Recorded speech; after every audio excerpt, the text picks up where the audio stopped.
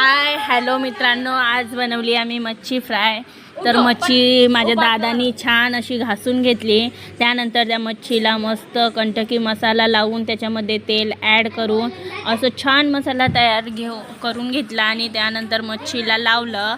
त्याच्यामध्ये थोडासा अद्रक लसूणची पेस्ट सुद्धा अरे हा वहिनी, हा विसरलेच मी।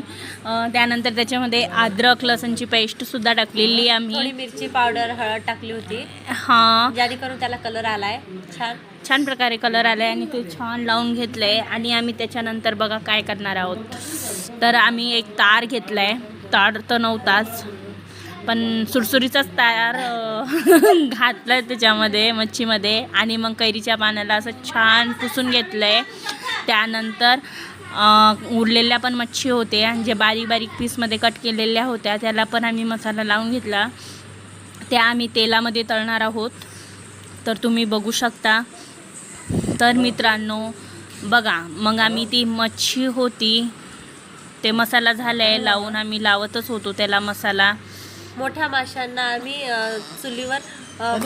चुलीवर फ्राय केलाय आणि हे तळून घेतल्या होत्या।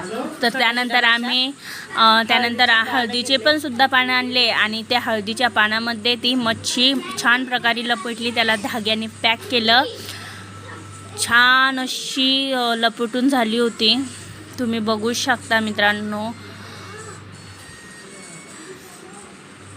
आणि त्यानंतर आम्ही काय केले, ते चाळणीमध्ये ठेवले आणि चुलीवरती तशी ती जळत होती तर तवा ठेवलाय खाली, त्याच्यानंतर चाळणी ठेवली आणि त्याच्यावर मच्छी टाकून अशी छान फ्राय होऊ दिली, म्हणजेच अशी वाफळून घेतली।